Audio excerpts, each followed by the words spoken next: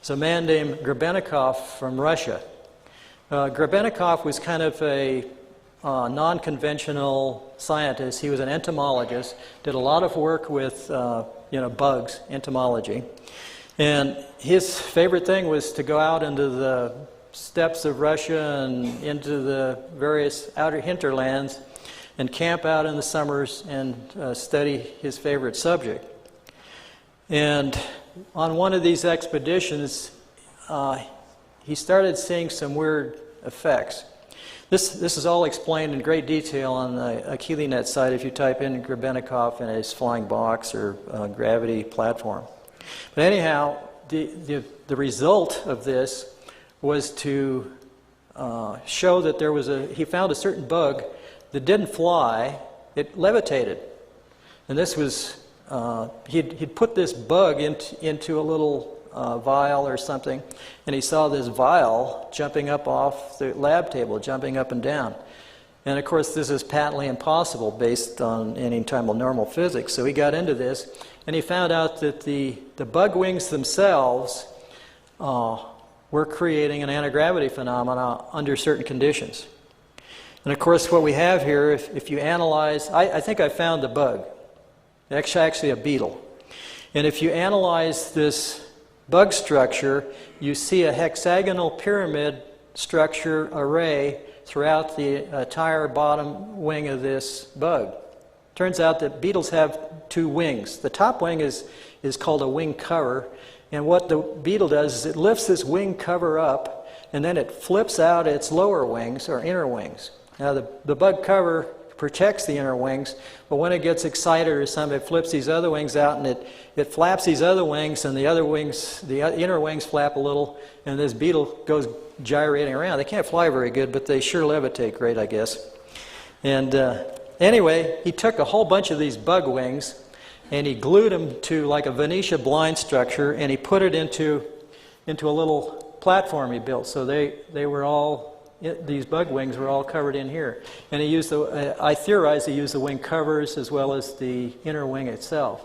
There's also a kind of a handlebar on this thing with some controls. You can see the thing a little better here in detail.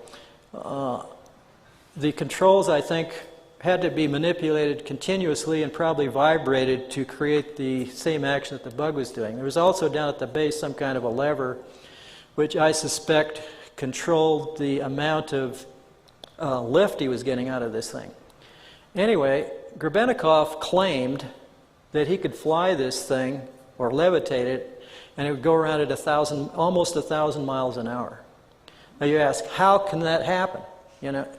Well, he said that there was an energy field that built up around this thing due to this gravity field building up in the platform, and by this thing building up, it built out a force field that basically surrounded him and protected him from the local environment.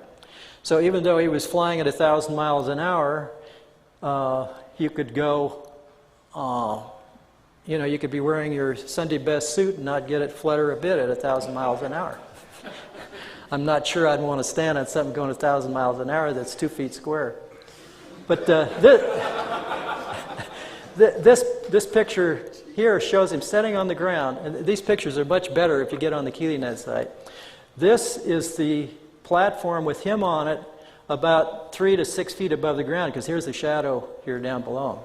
Now you could say this is all faked, but if you get into the other things that he did with shape, they almost mirror the stuff that I discovered, and it proves, I guess, that there's either two crazy people in the world, or there's two people that have found the same discoveries.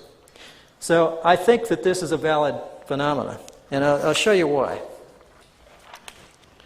Next slide is a micrograph that I took of a beetle inner wing. This is at 100x.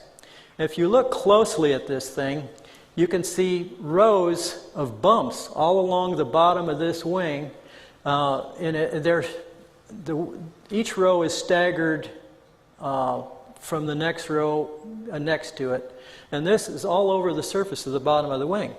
Now, I don't know of any aerodynamic surface that has bumps all over the bottom to help it fly better. If you blow this up to 430x, you can start to see some of this microstructure of the cells that form where these bumps are. The next slide, at 970x, you start to see what these bumps that stick up are. They're hairs, look like hairs or fibers that grow out of the center of these hexagonal cells.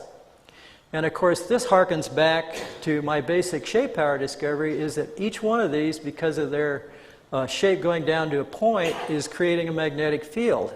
And remember, a magnetic field is a rotating piece of vortex in the ether.